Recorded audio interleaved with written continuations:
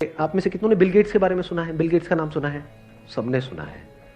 उनके बारे में कहते हैं कि अगर उनका मान लो जेब से $100 का नोट गिर गया ना कहीं पर, $100 जो कितना हुआ 7,000 रुपए नियर अबाउट, अगर वो गिर गया ना, जितनी देर में वो झुक करके उठाएंगे ना, उससे ज्यादा का उनका नुकसान हो जाएगा, उससे ज्यादा का उनका टाइम खराब हो जाएगा।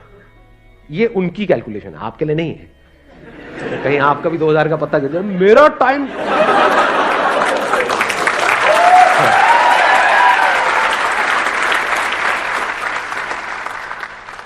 तो अब कैलकुलेट करो कि एग्जैक्टली आपके टाइम की क्या वैल्यू है आज की डेट में, बेस्ड अपॉन कि फ्यूचर में आप कहां पे हो।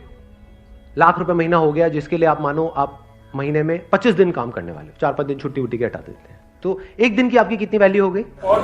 4,000 रुपए हो गई। दिन में 8 घंटे आप काम करने वाले हो, तो 1 घंटे की कितनी वैल्यू हो गई? 500 रुपए हो गई।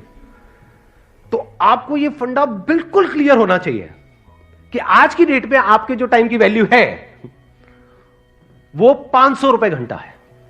क्योंकि अगर ये क्लियर नहीं हुआ तो ये सब जो हम कैलकुलेशंस कर रहे हैं, ये जो लाख रुपए महीने की बातें हैं, ये सब हवा में है।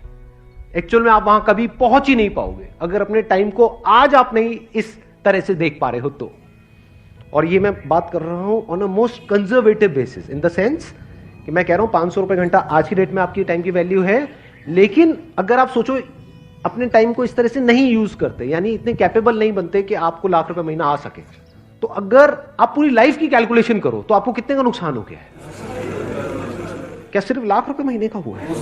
करोड़ों का नुकसान हो रहा है। क्योंकि आज जो आप इन्वेस्ट करोगे वही डिसाइड करेगा कि तब ये रिटर्न आएगी या नहीं आएगी। तो 500 रुपए घंटा आज की डेट में आपके टाइम की वैल्यू है। एक दिन की वैल्यू आज की डेट में आपकी 4,000 रुपए की है। अगर इस तरह से आप सोचने लग जाओ और इसको लिख करके लगा दो अपने घर में कहीं पे अलमीरा के अंदर, यहां वहां ये वो, कि this is the value of my time, कि अगर मैंने एक पूरा दिन आज वेस्ट किया अपना, तो मेरा कितने का नुकसान हो गया? 4,000 रुपए का। इस तरह से अगर आप देखने लग जाओ ना, तो अंदर से एक सेंस ऑफ अर्जेंसी आ जाती है लाइफ के अंदर। चीजें प्रोक्रास्टिनेट होनी बंद हो जाती है, कल पे डालना बिल्कुल बंद हो जाएगा। कल पे आप डाल ही नहीं सकते क्योंकि आपको एक्चुअल में समझ आ रहा है मेरे टाइम की क्या वैल्यू है। मैंने अपने पहले भी सेशन में ये बात बोली थी, आज दोबारा से बोलूंगा क्योंकि ये बात समझनी बहुत इंपॉर्टेंट है। 90% से ज्यादा लोग लाइफ में इसलिए नहीं फेल होते हैं कि वो बहुत बड़ा सोचते हैं और उसको अचीव नहीं कर पाते हैं। वो इसलिए फेल होते हैं क्योंकि वो बहुत छोटा सोचते हैं और उसको अचीव कर लेते हैं।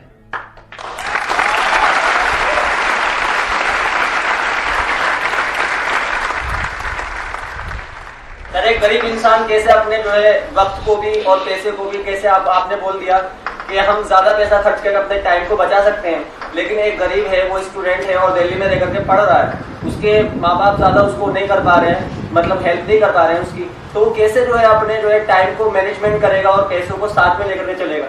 सवाल यहां पर गरीब और अमीर का नहीं है, सवाल है शॉर्ट टर्म विजन और लॉन्ग टर्म विजन का।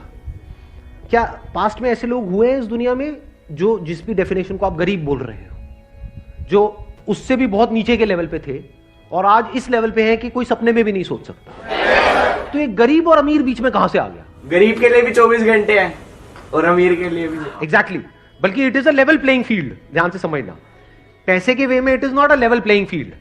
क्योंकि पैसे के वे में तो एक अमीर के पास में मान लो पीछे से 10 करोड़ है और यहां से जिसको आप गरीब कह रहे हो मान लो उसके पास में कुछ भी नहीं है, तो वो लेवल प्लेइंग फील्ड नहीं है in terms of money. But in terms of time it is a level playing field, क्योंकि उसके पास भी 24 घंटे है, उसके पास भी 24 घंटे है। चाहे वो अमीर का बेटा है चाहे गरीब का बेटा है, अगर अपने इस 24 घंटे को अच्छे से यूज नहीं करेगा, मान लो बहुत अमीर का बेटा है और इस 24 घंटे को अच्छे से यूज नहीं करेगा, उल्टे सीधे कामों में टाइम खराब करेगा, तो जो है वो भी सब जाएगा और जाता ही है लोगों का। सो ध्यान से समझना, it is a level playing field. क्योंकि अगर ये टाइम की वैल्यू आज आपको समझ आ गई और आप एक गरीब बैकग्राउंड से भी हो, तो फ्यूचर में आप बहुत अमीर हो जाओगे।